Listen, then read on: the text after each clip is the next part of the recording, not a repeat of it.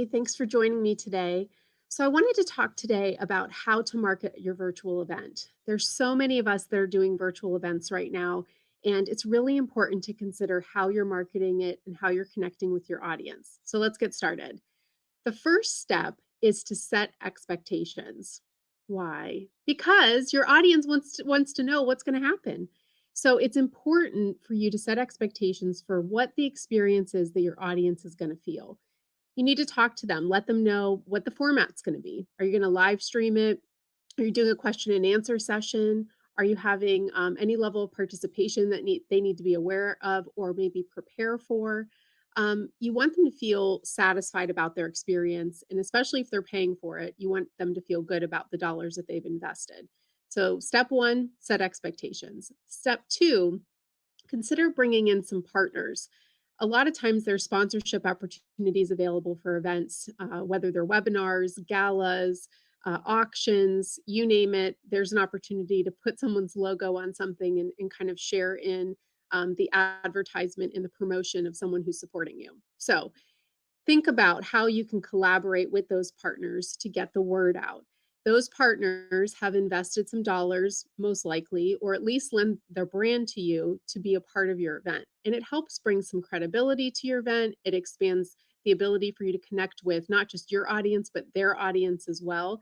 And you can leverage that partnership to really focus on help having them help you promote what it is that you're doing. So don't be afraid to ask them to share it with their networks, to get on social media, to tag you in posts, to send out e-communications, to drum up some additional awareness and potential, business or attendees for an event through that partnership.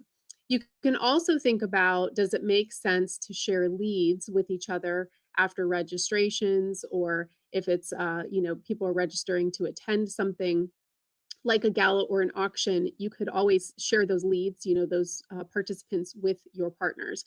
Depends on what your policies are. Don't violate them if there's some policies in place that don't allow that, but it is something that many organizations are considering doing as a way to add value to partnerships. The third thing that you can do is really help others talk about you. You need to arm them with information. So, the easiest way to have others talk about you consistently is to develop maybe a one-page sheet that briefly gives them some talking points. Maybe it drafts, two or three social media posts that they can share on their networks and their feeds. Maybe it has some images that you want to make sure are consistently shared about your event, and a link back to your website or a landing page that directs people to register or sign up. So the easiest way to get people to talk about you is to arm them with information. It takes that step out where they have to feel like they have to prepare a whole bunch of information or do extra work to do something to help you. And so that's probably the easiest way to engage them.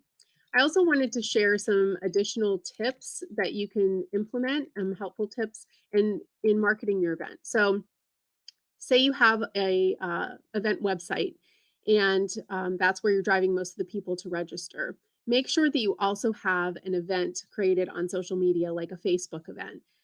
That may not be the main place that people are registering, and most times it's not, but it's a really fantastic place to be able to share information about your event, including the link to your website or landing page where you want people to register. You can share updates about highlighting different experiences. Maybe you're having an auction. Maybe there's a speaker or a guest who's going to be appearing that you want to share with them. You can also put instructions on there about how people do certain things or engage with the event. So it's a really great place to not only garner support on social media, and it makes it really easy to share information, but it's also a great place to then share important matters that you need your guests to know about as they're getting ready to attend your event. Don't forget email, especially if you have different lists of people. The audiences that you're talking to for whatever event that you're putting on are important, and they don't all connect with the information that you're going to share exactly the same way. So consider doing some type of email campaigning to let people know about the event, a save the date, maybe some highlights of things that are going to happen or that they're going to experience, going back to setting expectations.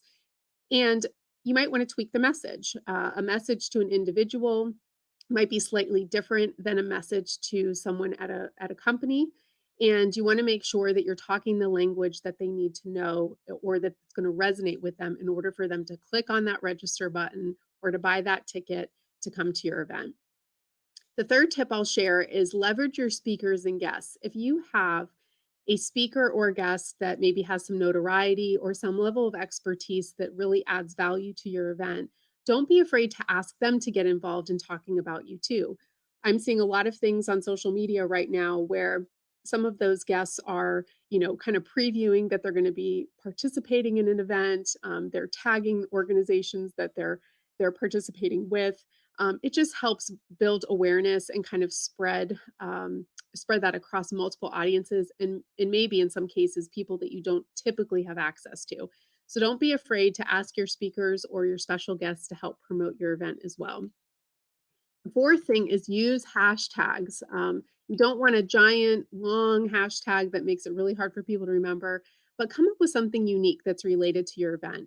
It's a really great way to track how many times that hashtag has been used, to look at engagement across multiple social media platforms, to see how people are engaging with that hashtag.